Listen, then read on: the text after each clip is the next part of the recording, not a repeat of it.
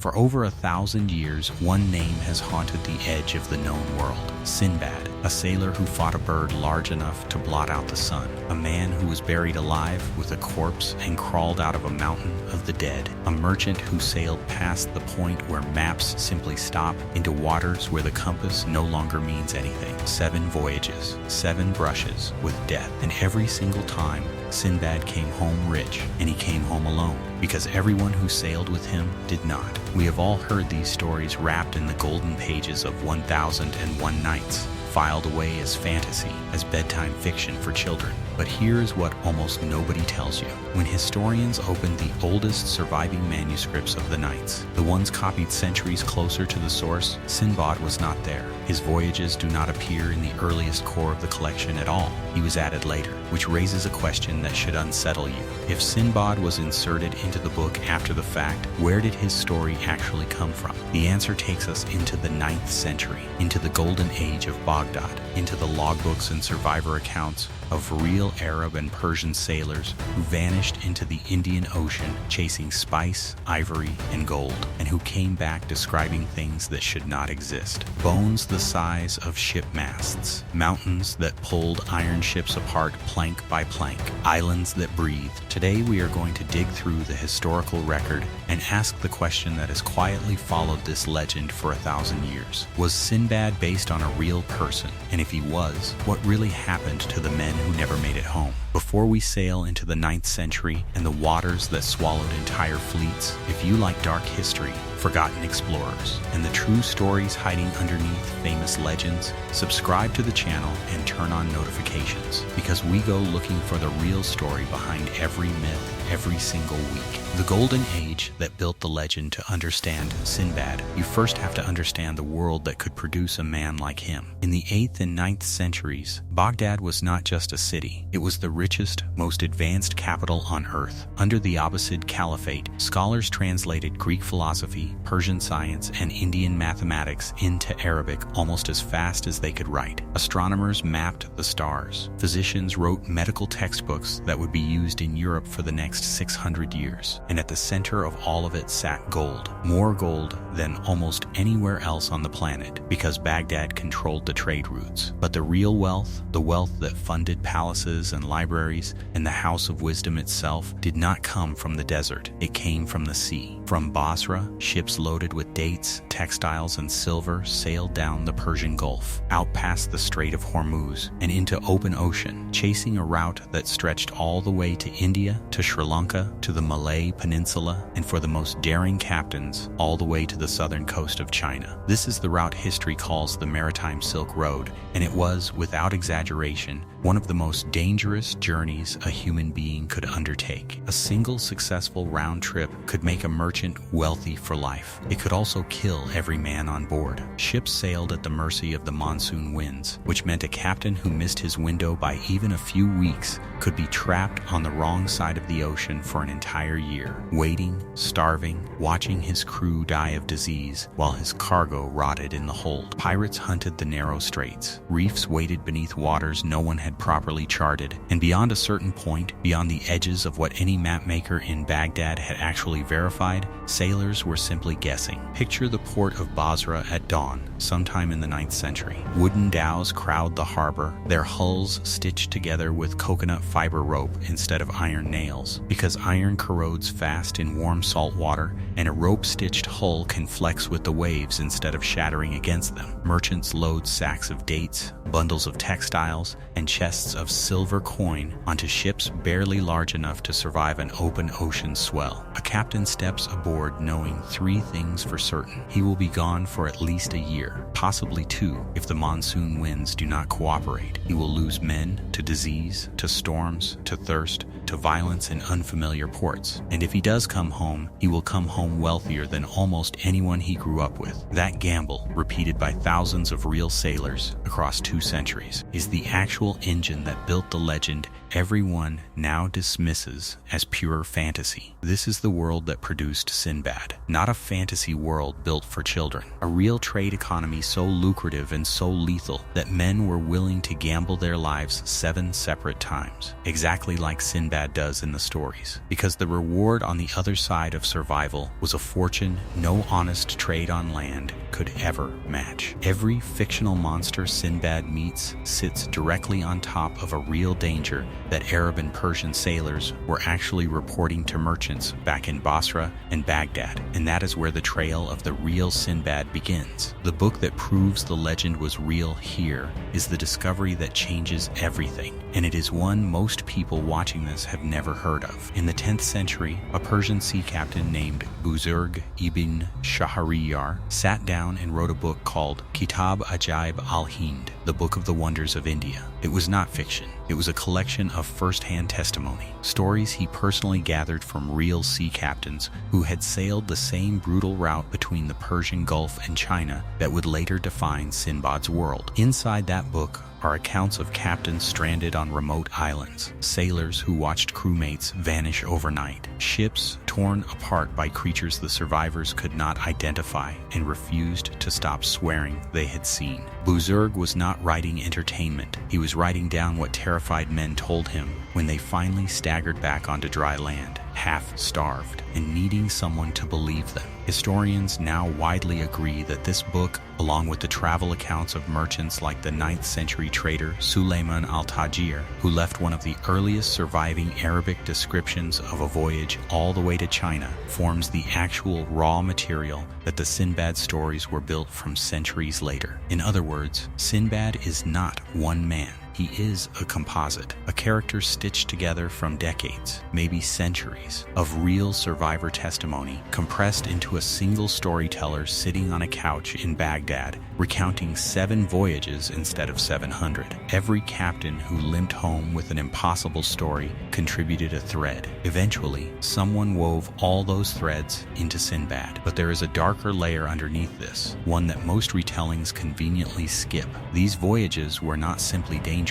They were built on an economy of exploitation. Arab trading networks in the Indian Ocean during this era were deeply entangled with the slave trade, moving enslaved people out of East Africa alongside spices and ivory. Some historians argue that Sinbad's constant obsession with returning home with treasure and his willingness to abandon dying shipmates on cursed islands without a second thought is not an accident of storytelling. It is a fossil, a leftover trace of the real moral rot inside a trade system, where human cargo and gold cargo were sometimes loaded onto the very same ships. The fantasy softened it into monsters and magic. The reality was a man in a small wooden vessel, thousands of miles from anyone who would ever come looking for him, deciding exactly how much of his crew's survival was worth risking for one more chest of gold. The Manuscript Mystery who actually added Sinbad? Here is a detail that most people telling this story either do not know or deliberately leave out, and once you hear it, you will never read 1001 Nights the same way again. The oldest surviving manuscript of the Nights, a 14th century Syrian text, does not contain Sinbad at all. Neither do several of the other early core manuscripts scholars have traced back toward the original medieval collection. Sinbad exists as an independent cycle of stories that circulated on its own for centuries before anyone bound it into the larger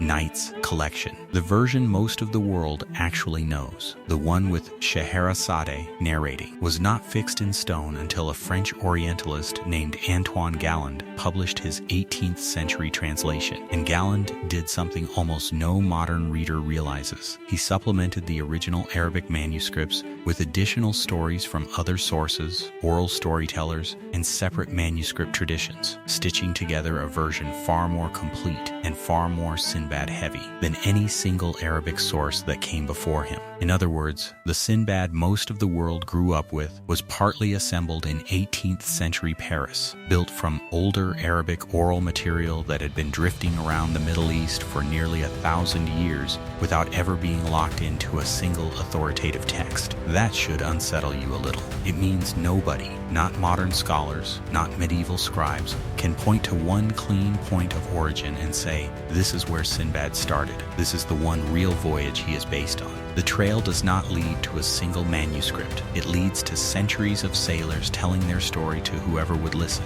Storytellers reshaping it in coffee houses and market squares from Baghdad to Cairo. And finally, a European scholar deciding which fragments belong together. Sinbad was never written once. He was rewritten generation after generation by people trying to make sense of what real sailors had actually seen. The candidates, who was the real Sinbad? So if Sinbad is a composite, are there specific men history has actually put forward as the closest real match? There are, and once you hear their stories, the fictional Sinbad starts to feel less like fantasy and more like a slightly exaggerated obituary. The first candidate is Abu Ubaidah Abdullah ibn al-Qasim, an 8th century Omani sea captain widely credited by regional historians as the first sailor from the Arabian Peninsula to complete the full route to Canton, the great trading port of Tang Dynasty China. To do this, he had to cross the Bay of Bengal, navigate the Strait of Malacca, one of the most pirate-infested waterways in the ancient world, and survive months at sea using nothing but stars,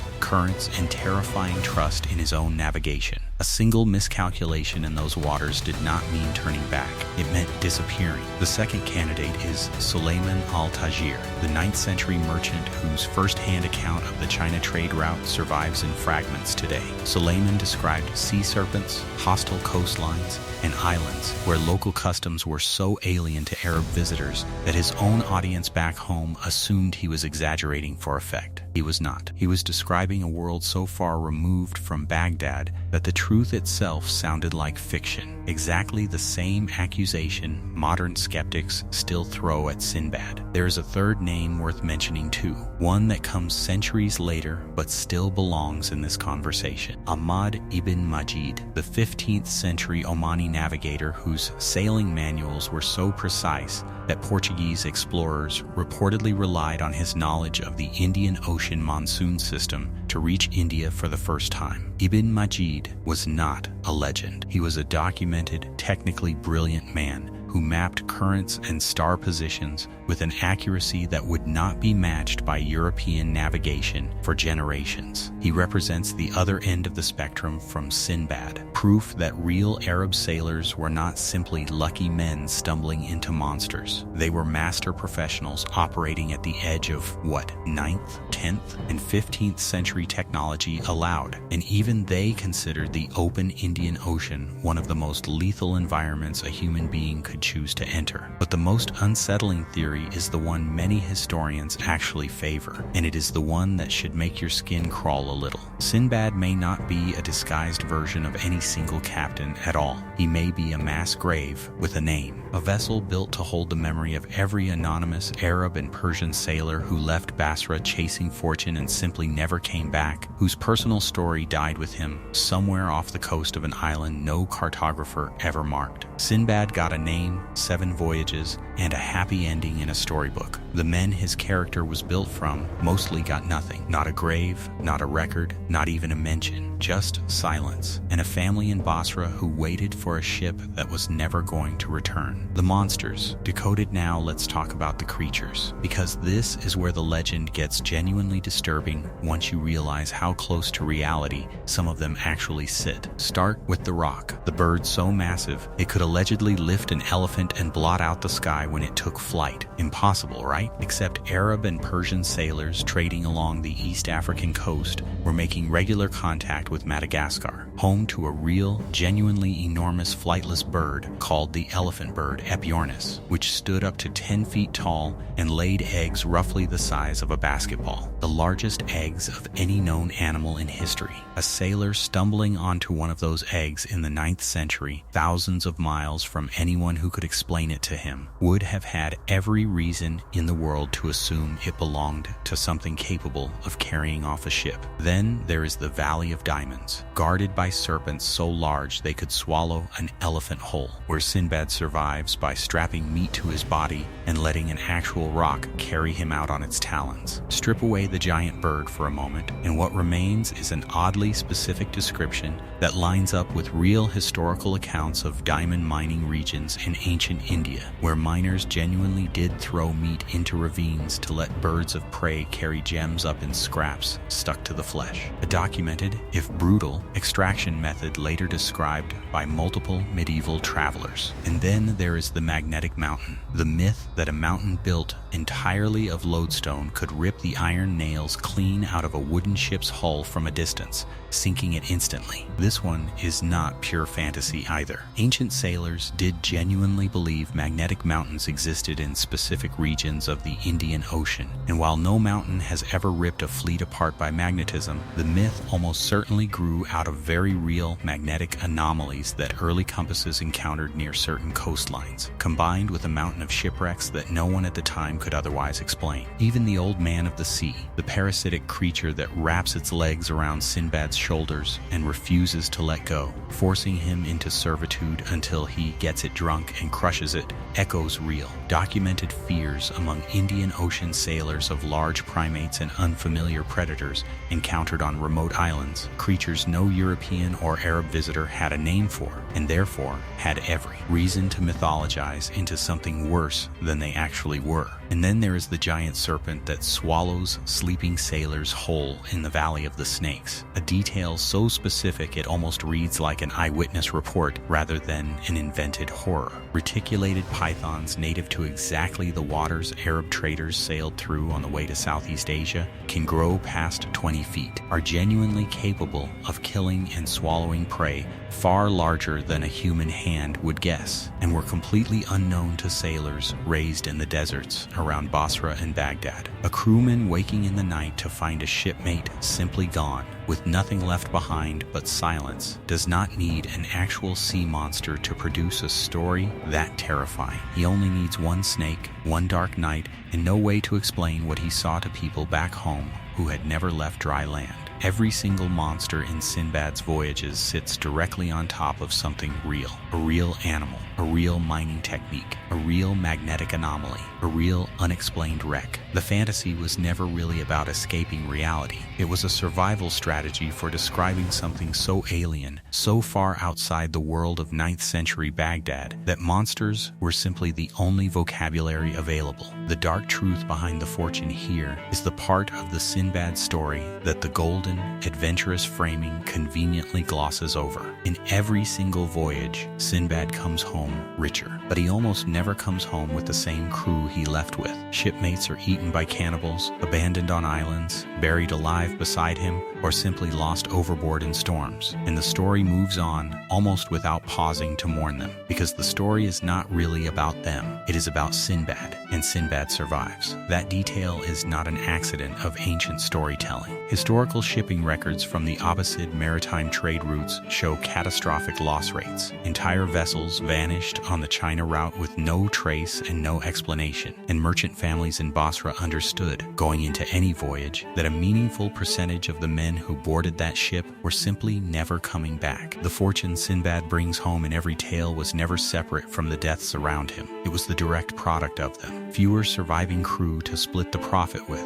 fewer mouths to feed on the return leg. In the coldest possible reading, the story keeps rewarding the one man who keeps walking away from disaster with more gold every single time. And it never asks the question a modern audience should be asking: what exactly did it cost the men standing next to him? This is, ultimately, why the legend endured for over 1,000 years while so many other maritime tales faded. It was never only a fantasy adventure. It was a warning wrapped in gold. A warning that the wealth flowing into Baghdad's markets was paid for in the Indian Ocean, in ships and sailors that never received so much as a name in the historical record. Sinbad got 7 happy endings. The men he was built from mostly did not get one. Even the frame story reinforces this. Sinbad does not tell his voyages to strangers for free. He tells them to a poor porter, also named Sinbad, who arrives at his gate resentful and exhausted, cursing a world that rewards a rich man for surviving danger,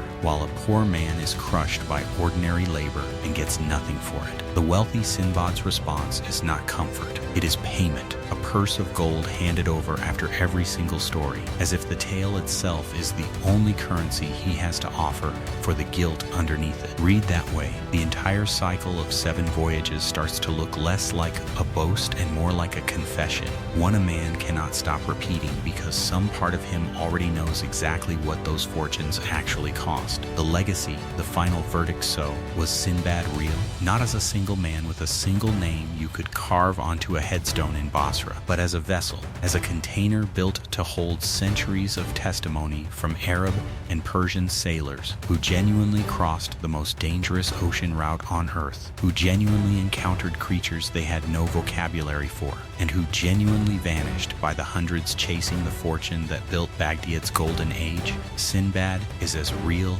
as any legend has ever been. Every time you hear the story of a giant bird, a mountain that eats ships, or a man who survives 7 impossible voyages, you are not hearing pure fiction. You are hearing the compressed, mythologized wreckage of real people, real ships, and real deaths that the historical record was never careful enough to name. That is the part of the legend nobody puts in the storybook version, and it might be the truest part of the entire story. If this is the kind of history you want more of, the kind hiding underneath the legends everyone thinks they already know, subscribe to the channel, hit the bell, and let us know in the comments. Do you think Sinbad was one real sailor, a composite of many, or something history invented to give a face to the men who never made it home? We read every comment, so tell us what you think down below.